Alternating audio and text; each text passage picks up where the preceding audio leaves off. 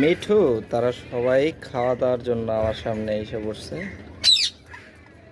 এই যে নাও, তুমিও নাও।